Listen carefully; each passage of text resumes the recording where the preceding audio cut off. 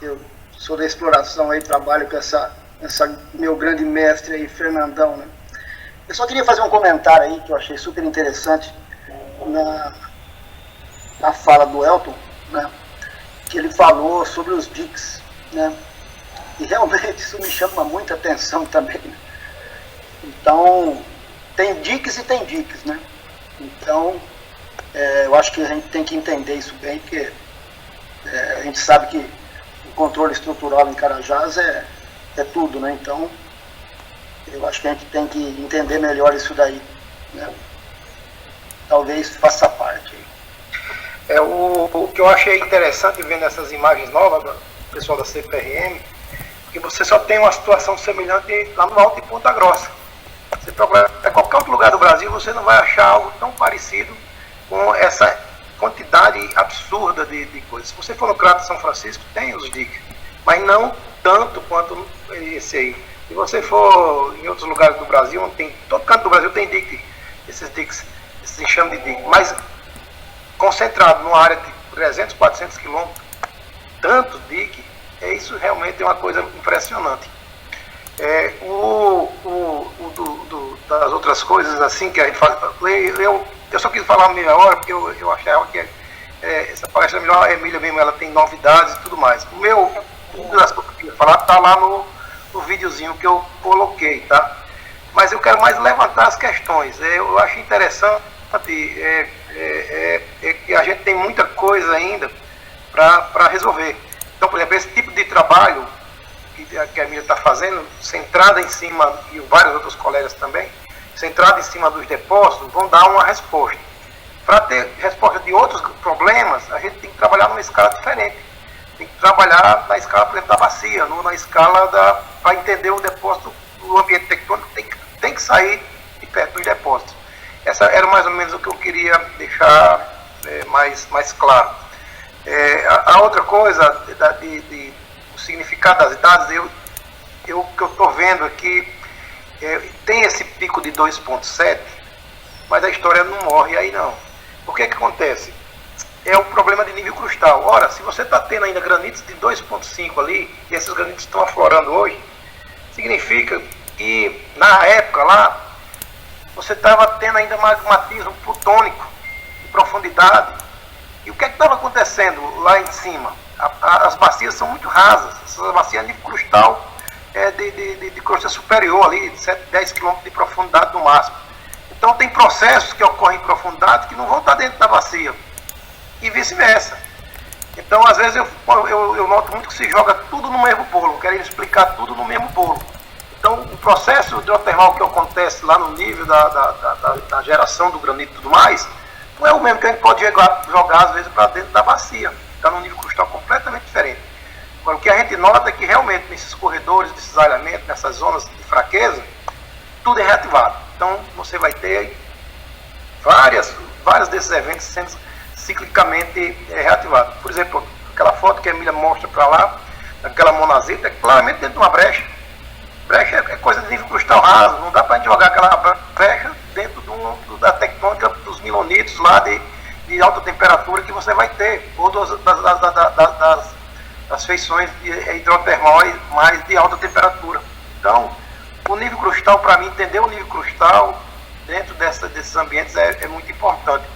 E para a gente não jogar coisas completamente diferentes dentro do mesmo balaio. A coisa dos bifes, Fernandão, eu acho interessante os bifes, realmente eu concordo normalmente com você. A gente tem que criar um modelo Carajás. E é a proposta que a gente está apontando para os bifes de Carajás. Eles são diferentes dos bifes do mundo inteiro. Eles realmente têm algumas características químicas que vocês vão ver na apresentação da Ana aí.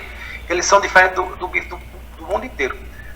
E aí, realmente a gente tem que botar a assinatura Carajás, que Carajás é diferente do mundo. Agora, sobre o tempo dessa deposição do bife, eu acho que a gente tem que evoluir mais ainda. É uma questão, o mais simples é dizer que são associados com o vulcanismo, mas geralmente essas coisas ocorrem após o vulcanismo, na quiescência do vulcanismo. E o arqueano, ele não vai só até 2,7. 2,7 aí é um pico de magmatismo de rocas, tem muita vulcânica, muito vulcanismo e muito plutonismo. Mas essa atividade magmática vai até 2,5, esse 2,5, 2,6, Quando a gente vai dentro das bacias agora, a gente está encontrando uma população de zircão muito grande. Dá uma erosão dessas rocas de 2,5 e 2,6. Significa que em alguma determinada época da história, essas rocas estavam na superfície, estavam sujeitas à erosão.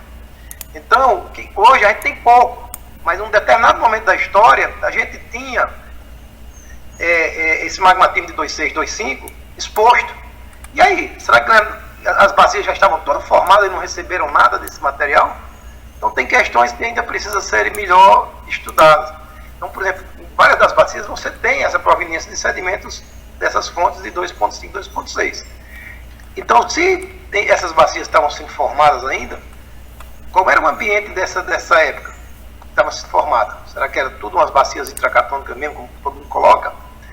Eu acho que tem muita coisa ainda para a gente avançar ainda no entendimento dessas bacias, principalmente. Mas sobre os bifes, esses bifes que afloram lá, que formam os depósitos de Carajás, né, depois do intemperismo, eles são muito bem controlados porque eles estão intercalados em pacotes de basalto. Agora, eu acho que a gente precisa estudar um pouco as vulcânicas que estão sobre os bifes. Porque as vulcânicas de base as que a gente tem mais informação, que é o fundo das minas. Agora, as vulcânicas que estão dentro do grupo Igarapé-Bahia, que tem muita piroclástica, tem composição um pouco diferente daqueles basaltos cheios de amígdala que está embaixo, né? Você pode, no caso do Igarapé-Bahia, por exemplo, você tem tufos, tem um material piroclástico provavelmente ligado a aparelhos vulcânicos, que você não tem no vulcanismo de base. Então isso aí é um hiato, sim, que falta. A gente tem pouquíssimas amostras de rochas vulcânicas em Carajás, amostras geoquímicas. Os trabalhos são muito relacionados com as mineralizações. O trabalho da Ana, que você orientou, é fantástico por isso. Ela tem umas 70 amostras nos basaltos debaixo das minas de ferro, né? Ou nos furos de sonda que furaram os bifes, sem interferência do IOCG, com a geoquímica mais limpa, só com espiritização de fundo oceânico, que tem muito em Carajás, e que dá trends bem interessantes em termos de geoquímica e saber como é que foi esse ambiente geológico que formou esses basaltos de base. Mas você tem as vulcânicas de topo intercaladas com sedimento e com os sedimentos epiclásticos, né? Sem zircão de 2,5. Esses zircões até então, que a gente está incorporado nessa parte vulcano-sedimentar do topo do Grão-Pará, a idade mais jovem desses zircões é 2,7, indicando que são zircões formados junto com o vulcanismo da bacia Grão-Pará, vamos dizer assim. E enquanto que já os zircões ligados a Águas Claras, aí sim, tem zircões de 2,5 e do Sereno 2,1, né?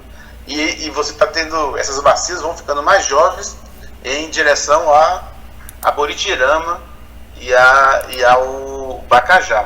Então elas são mais velhas no norte, vão ficando mais jovens para cima. Então o Águas Claras, mesmo trabalho aí que a gente fez junto com o Nogueira, o Afonso Nogueira, você tem 3 bacias superpostas lá. Pois exatamente.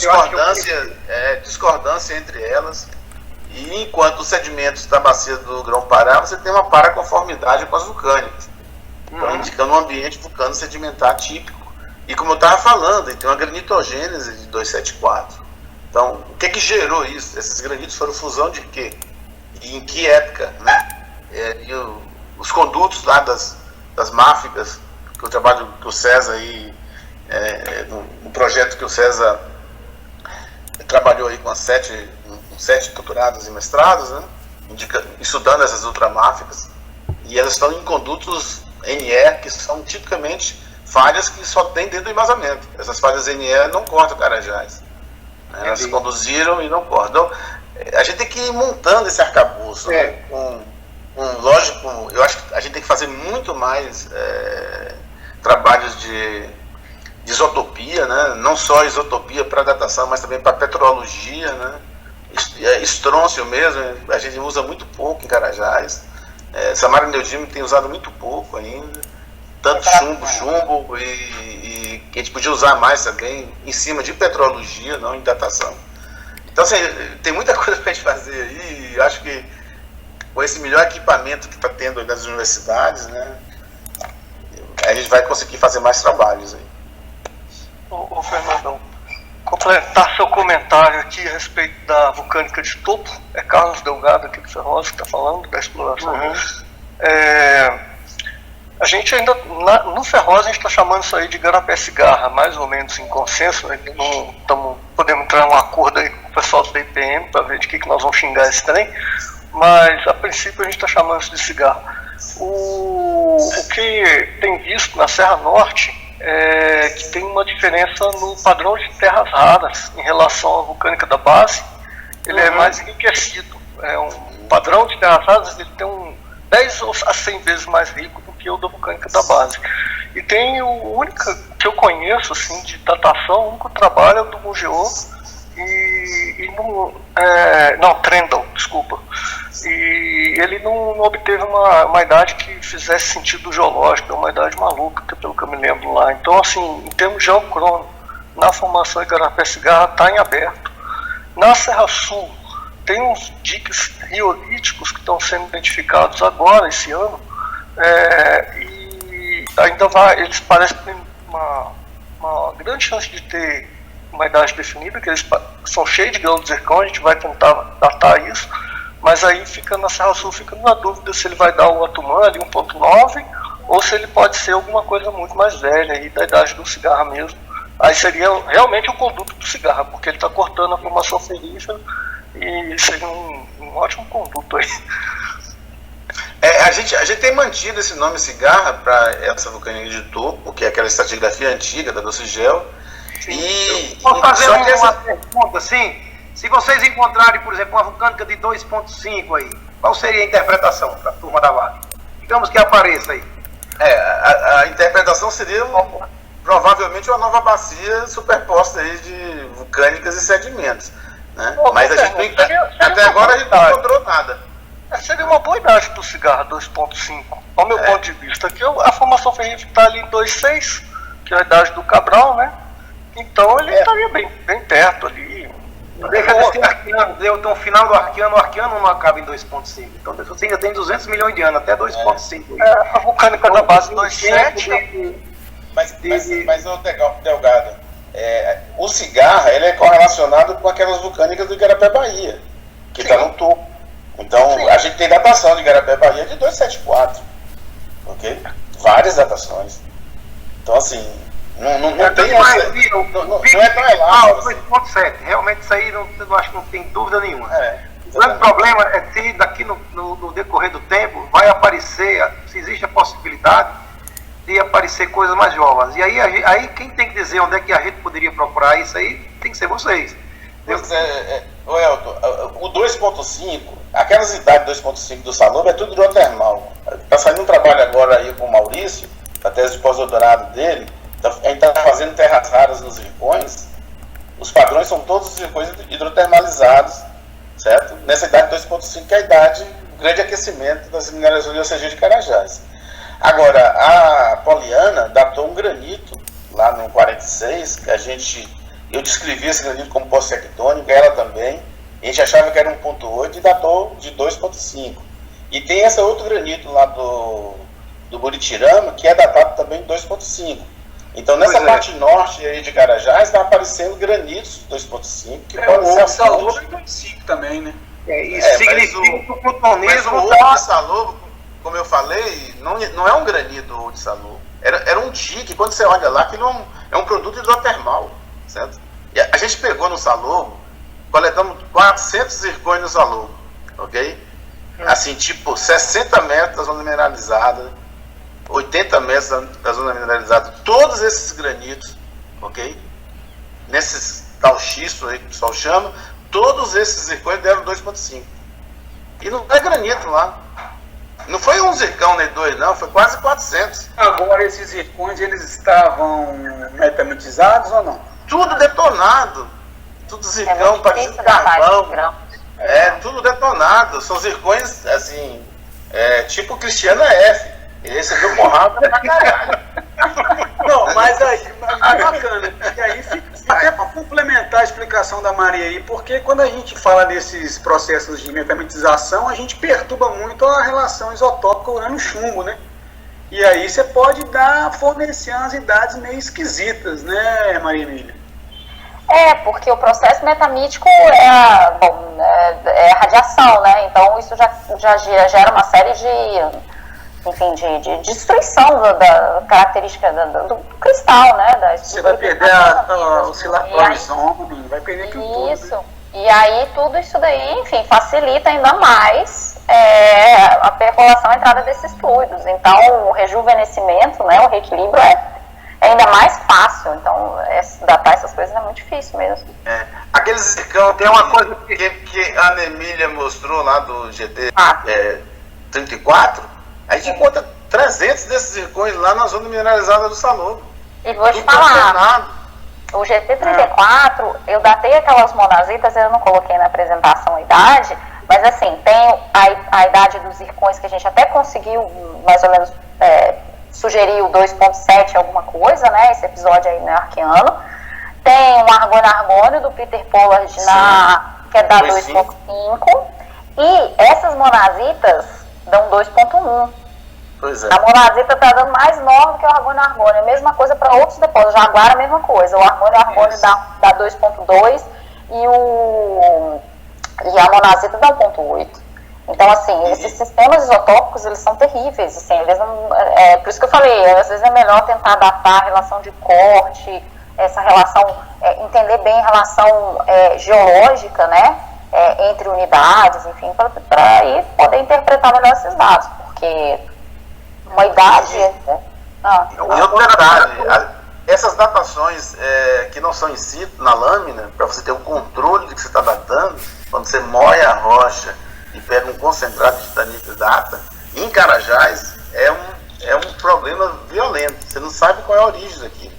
Você pode ter titanitas e zircões em vários pedaços da rocha. Por exemplo, o Gustavo Melo pegou um xenólito de granito dentro dos basaltos de Igarapé, Bahia, certo?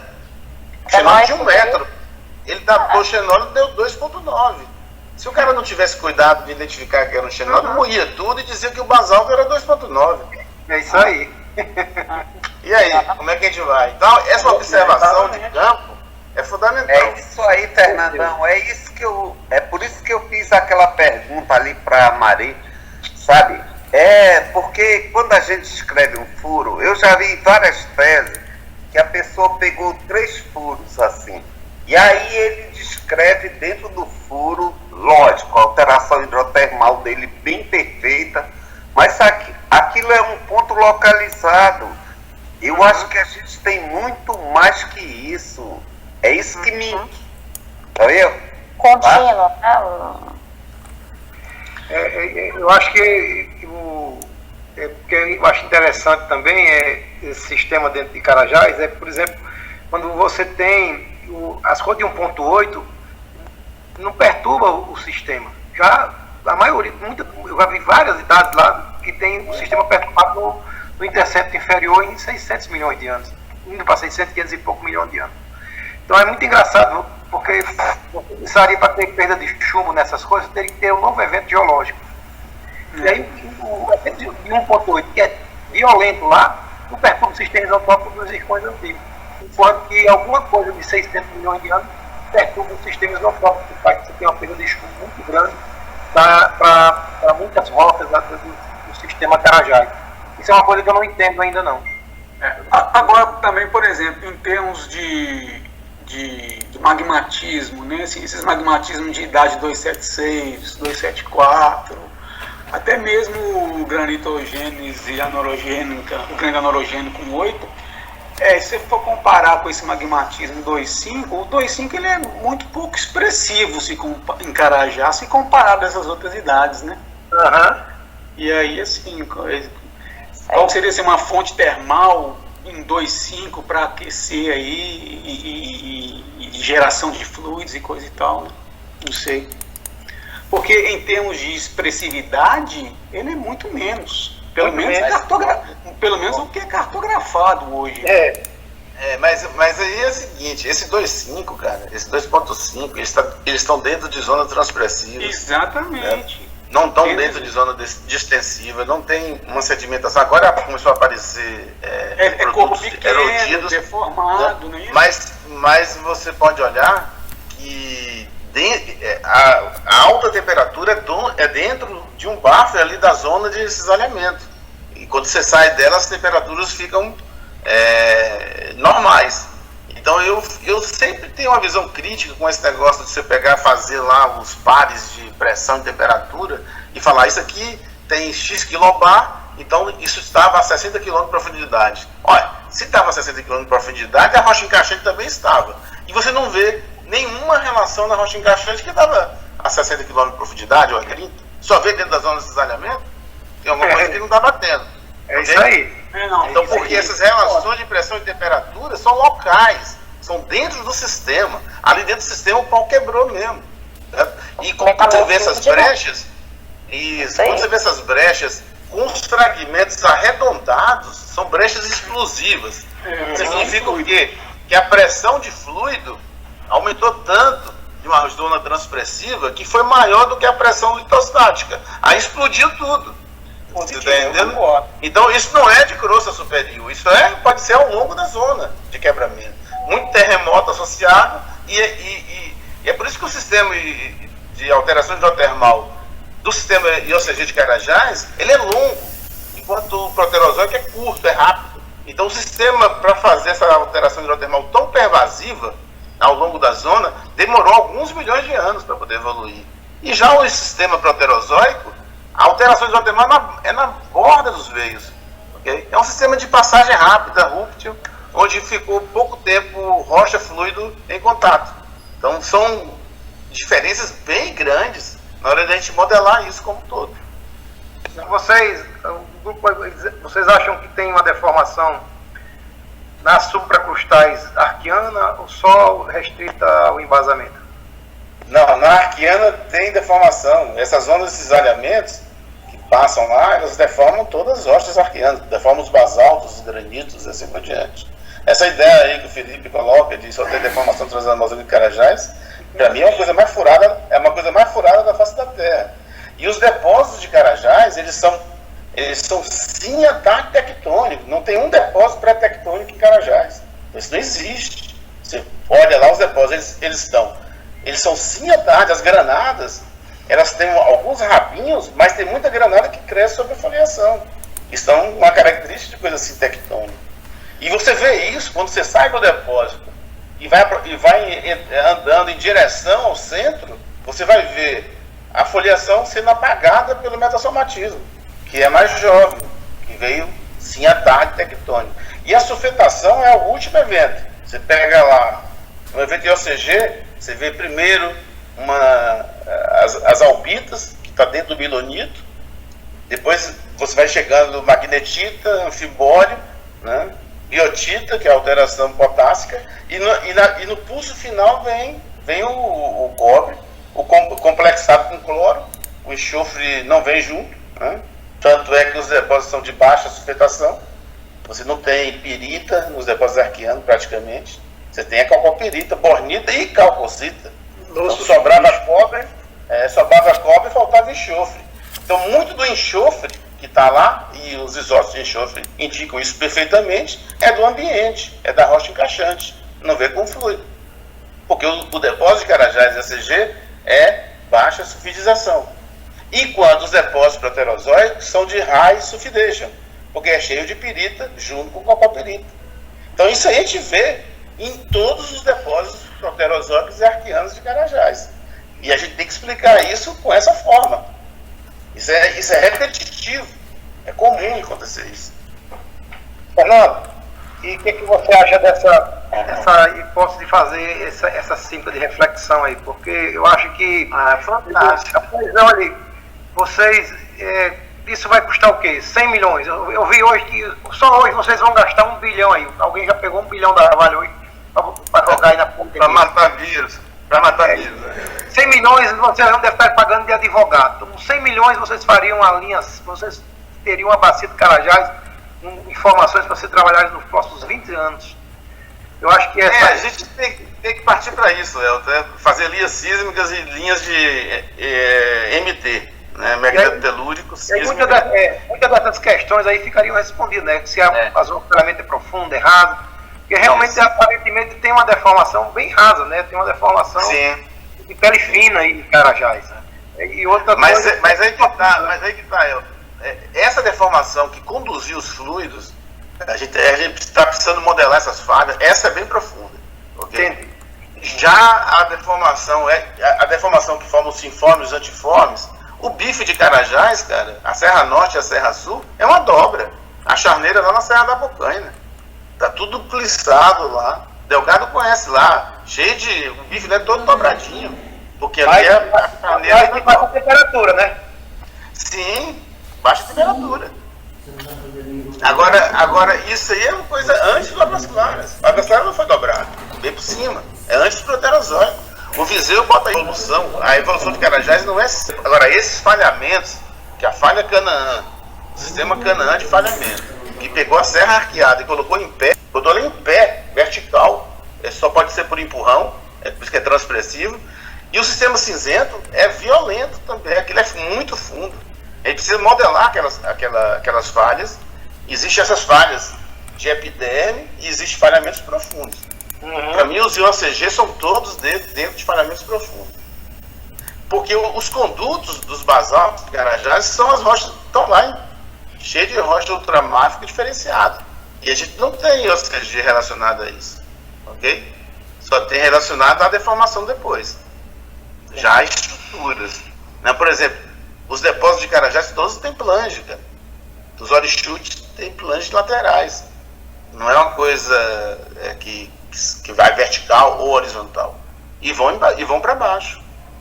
Então é esse sistema aí, robusto, de transpressão, né, e de deformação por empurrão, né, por vergência mesmo, é interessante. E às vezes tem que voltar um pouco lá para o Costa para explicar que o sistema sul, o embasamento está empurrado sobre o Carajás. E no sistema norte, o embasamento também está empurrado sobre o Carajás. Então você tem, que ele botou aquela flor positiva dele lá, você tem vergências diferentes de sul e de norte. Isso aí, quem andar em Carajás e começar a medir estrutura vai ver isso. O mergulho das estruturas norte Carajás é para norte. E o mergulho do sistema sul é para sul. A falha Canaã, o sistema Canaã mergulha para sul. E o sistema cinzento mergulha para norte. Ok? Entendi. Mas aí não é aquela flor que ele botou. Mas tem essa polarização distinta. Mas uma pergunta. Você sabe que em cima do cristalino tem uma formação ferrífera que cobre lá um pouquinho da mineralização. Ela some em alguns locais. Mas você sabe que ela é toda dobrada. Aí como você explica isso aí, gente? Eu não consigo explicar. Formação ferrífera é igual pasta de dente. Dobra com a maior facilidade do mundo. Ô, Fernandão, mas aí essa é uma questão interessante a gente analisar, que o Elton tinha perguntado aí de alguma coisa de deformação arqueana. Tanto o Serra Leste, o cristalino ali, está sendo desde 2005 no mapa da DIPM interpretado como Rio Novo, né? Aquelas unidades mais antigas atribuídas ao Sapucaia lá. E elas experimentam esses eventos arqueanos, sim. Que o Carajás mesmo, o Grão-Pará, não pega muito, ele é assim, a tarde tectônico é esse evento. Então tem um evento arqueano que atinge essas rochas, tanto é que lá na Serra Leste a máfica que está lá associada com a formação ferrífera é um xisto. Você vai lá, você vê um xisto. Está cheio de itabrito anfibolítico lá também, que você quase não vê ali. Agora a gente tem achado alguma coisa ali no S16 ali de itabritos mais anfibolíticos, mas quase não vê em Carajás. Não é quase, não vê em lugar nenhum em Carajás. Só ali naqueles depósitos da Serra Leste, ali no cristalino, e até o grau metamórfico da formação ferrífera é um pouco diferente, que a gente vê que são rochas mais tendendo a itabrito, com recristalização do quartzo, não aquele jaspilito bruto que tem embaixo da hematita da Serra Norte. Por exemplo, com certeza você tem uma deformação nas áreas de embasamento do Greenstone Belt que não tem em Carajás. Tem lá no Rio Novo, tem no Rio Maria, tem no Selva ali. no Selva, ali perto do Serra Sul, embaixo, a deformação do Selva é totalmente diferente da deformação que está no Serra Sul. Aquilo é o embasamento da sequência. Então, no embasamento lá, teve deformação. Essa deformação 228, né, 2928, não afetou Carajás. Carajás está por cima disso. Agora, e o Serra Leste... Agora, em 27 ou 26, eu acho que teve deformação também. Mas aí já é uma outra conversa. Mas realmente você tem isso aí, uma diferença grande entre Maria e Carajás. Então, Fernandão, no Serra Leste só foi partido 2,9. Opa. Sim. Só para terminar essa discussão, gente, que é até para a gente pensar, será que essa cobertura lá de formação ferrífera que tem em cima do cristalino, que tem lá na Serra do Rabo, é a mesma lá do N4, do S11, tudo que é bem mais arqueana? Será que tem 2 pulsos? Sei lá, gente.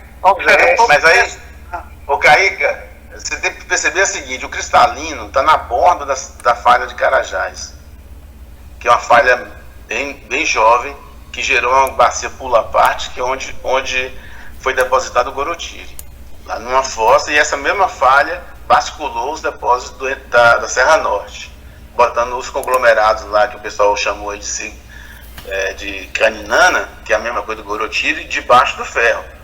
Então, ali no cristalino, você tem essa influência tectônica do desenvolvimento da falha Carajás, que ela arregaça, ela forma um rift ali dentro, né? Um rift bem novo, acima do Proterozoico, superior. Então, tem que observar isso. Mas a gente olha lá que você parece que ali na região do cristalino tem uma dobra. A formação ferrífera está dobrada por cima do ferro. Por cima do depósito de cobre. Se o depósito de cobre é 2,5, esse dobramento aí que está dobrando o depósito de cobre tem que ser mais jovem. Não é isso? Exato. Então, a gente tem que empilhar as coisas, mas levando em considerações idades relativas, como a Emília falou. Às vezes a isotopia não resolve tudo, mas as idades relativas na geologia, desde do primeiro, quando o homem desceu lá das árvores, né, e começou a fazer geologia, ele sempre via uma coisa cortando a outra, uma coisa que cortou a outra, quem cortou é mais jovem do que quem foi cortado, não tem jeito. Ô Fernandão, eu não conheço muito bem ali essas minas de ferro N4, N3, N1, mas elas aparentemente, os corpos, parecem estar norte-sul, é isso? Elas são basculadas na posição norte-sul. Ah, bom, devido ao falhamento, a falha Carajás. Aí fica todo mais ou menos norte-sul. Isso aí. É bem claro isso. É bem claro, é isso aí que eu queria comentar. Porque existe esse falhamento muito forte, né? A gente vê esses falhamentos, eles são muito retrabalhados e quebra muito, né? Eu não sei se isso acontece lá ou não, né? E eu já vi minas de ferro, né, com magnetita magmática, não era magnetita sedimentar, não, né? E ela tinha uma zona de falha, né? Uma falha, e praticamente era norte-sul também. E isso quebrava muito e passava muita água. E na verdade formou um baita corpo de hematita, né? Então, é possível, não sei, é possível que esses corpos norte-sul aí, eles sejam de hematita compacta aí por retrabalhamento, por lixiviação e ação de muita passagem de água? O modelo de Carajás é um modelo de lateralização de uma formação ferrífera de um jaspelito, que nem metamorfismo tem, com extração de sílica, e fica, é por isso que o minério é meio placoide lá, que as plaquinhas lá do S0 do jasperito ficam preservadas. Agora, se tem uma falha que desceu água mais funda, isso vai a 400 metros de profundidade, esse temperismo lá. Aí eu não sei, aí o Delgado pode responder. Isso daí, você vê o Tarzan, né? Pô, no Cazaquistão, cara, tinha furo de sonda que a 1000 metros você via malaquita, né? Muita água, né? Então é complicado, né? E esses falhamentos são muito fortes, né? Essa reativação, né, que existe, a gente vê muito isso ali no próprio Salobo, né? O troço moe, né, a borda ali da mina do Salobo. Graças a Deus que não moeu o minério principal, né? Mas a borda moe, né? O Anselmo, David Braga, tudo bem? Opa, aqui do Ferrosa também. Anselmo, não é muito comum a gente ver isso não. É isso que o Fernandão falou. Você tem mais esse controle de lateralização, né? O modelo supergênico clássico.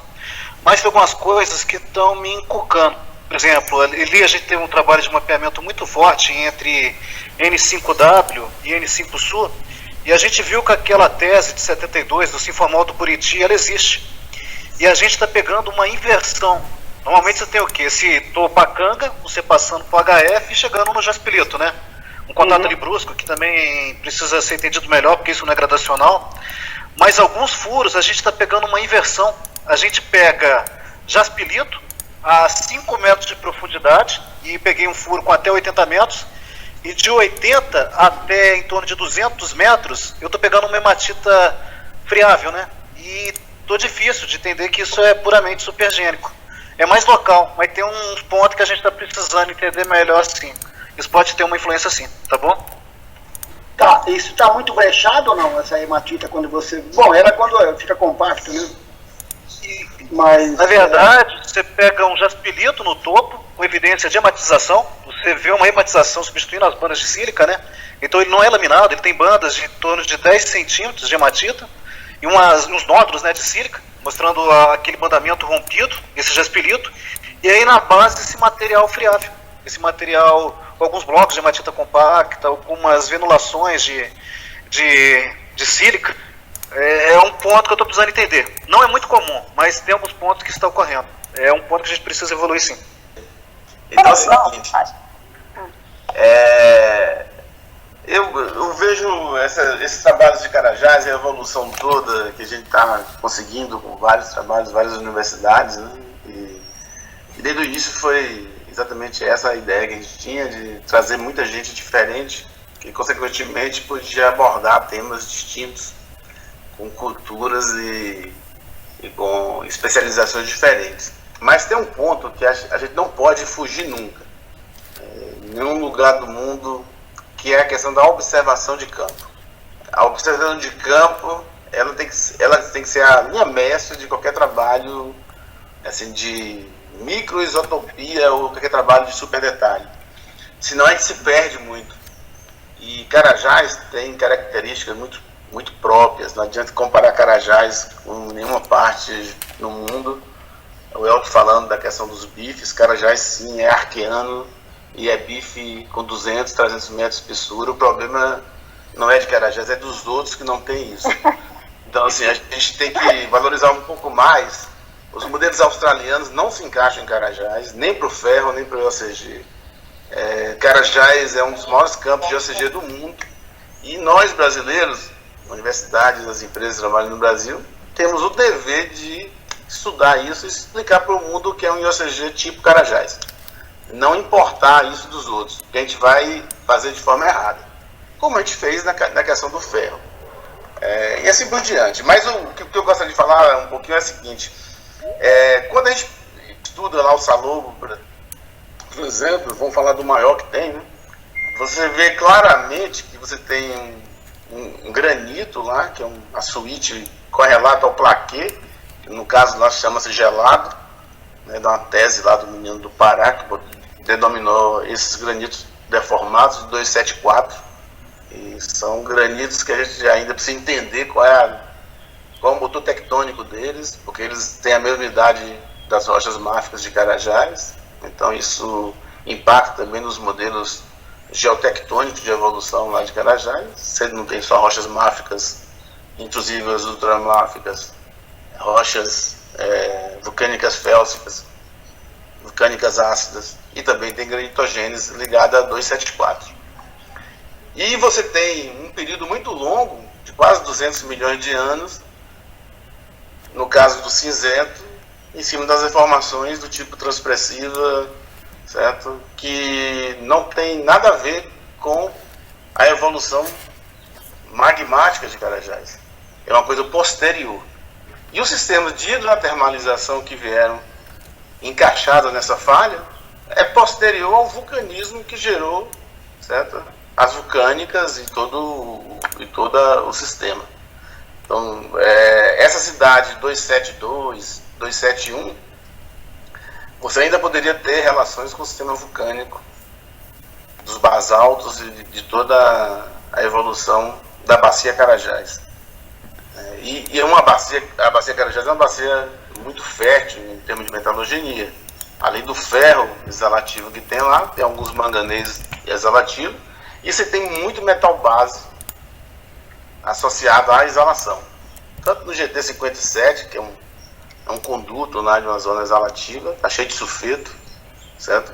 Como também no entorno de Igarapé, Bahia, que você tem muito sulfeto já genético. Quem teve a oportunidade de estudar isso foi o Gustavo Melo, fez um trabalho brilhante sobre isso, prova em termos de isotopia, em termos de geoquímica, e são texturas inconfundíveis do sulfeto ligado à evolução singenética, exalativa de fundo oceâneo, dos sulfetos ligados ao IOCG. Toda essa variação de enxofre é muito bem explicada pela interação de um fluido externo à bacia com as rochas da bacia, tanto do Arqueano como as rochas formadoras de Carajás.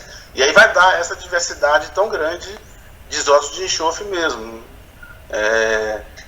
Se eu não tivesse essa interação toda, seria relacionado à fonte que gerou os IOCGs. Mas quando você vai para o Salobo, e nós estamos fazendo uns furos bem profundos lá no Salobo, você tem que ter muito cuidado, porque no Proterozoico, quase 600 milhões de anos depois, tem mineralizações associadas às intrusões dos granitos, certo? E são granitos que você pega as idades modelo dos granitos Carajás, tá? Eles vão dar a idade de Carajás, é fusão de basalto, fusão de rocha de Carajás, ok? Então, esse cobre que estava nos basaltos fundiu e foi lá para os granitos. Mas quando você pega Salobo, só para me concluir aqui, você vê claramente que esse granito deformado, certo? Ele vai sendo invadido, como se fosse um metasomatismo, certo? Dentro de uma foliação milonítica, gerando esses xistos.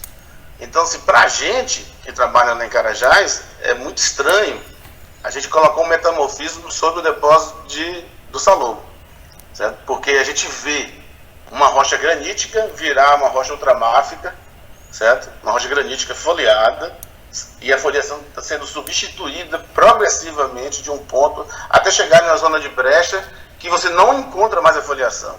Isso não é só no Salobo, também o Sossego é assim, Sequirinho é assim também. E aqueles núcleos de brecha explosiva com fragmentos arredondados de alta energia, certo? Você não vê mais a rocha original, você vê o produto da alteração geotermal em cima disso. E aí e depois vem um proterozoico com uma mineralogia totalmente rúptil, né?